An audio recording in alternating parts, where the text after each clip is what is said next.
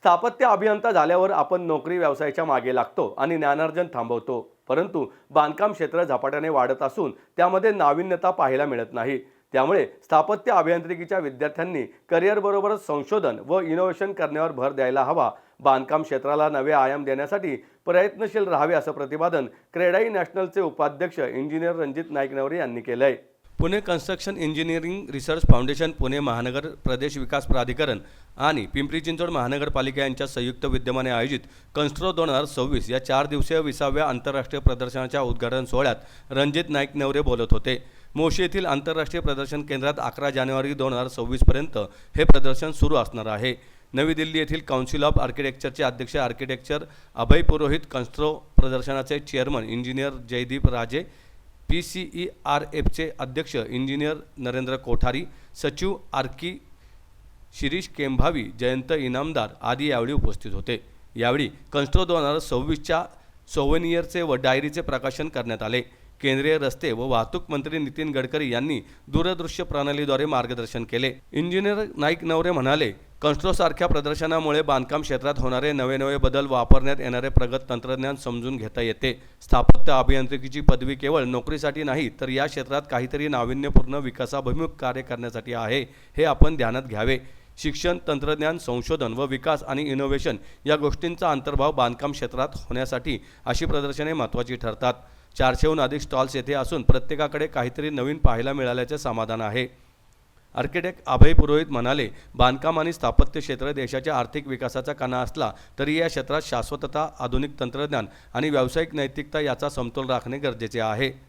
प्रास्ताविकात जयदीप राजे यांनी कन्स्ट्रो 2026 विषयी सविस्तर माहिती सांगितली. देशाच्या पायाभूत सुविधा विकासाला गती देण्यासाठी बांधकाम क्षेत्रात आधुनिक तंत्रज्ञान, गुणवत्तापूर्ण साहित्य आणि नाविन्यपूर्ण उपाययोजना स्वीकारणे अत्यावश्यक आहे.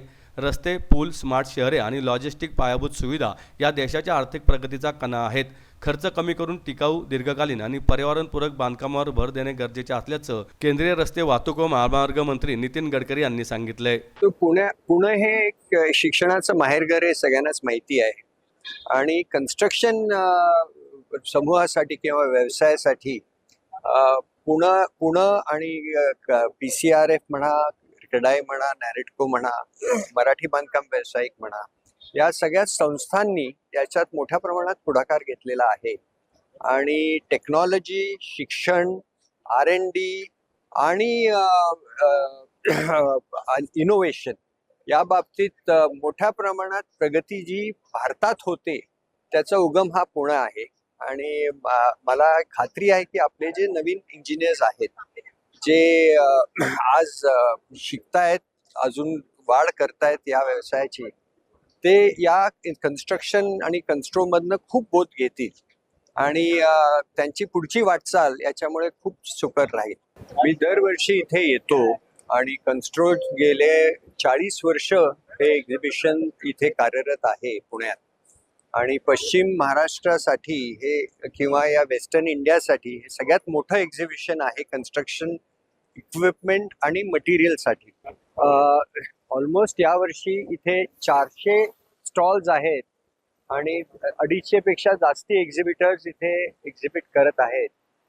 आणि मला खात्री आहे की इथे येणारे जे 40,000 व्हिजिटर्स आहेत त्यांना खूप काही शिकायला संधी मिळते आणि त्यामुळे ते निश्चितच याचा लाभ घेतील अशी आशा करतो.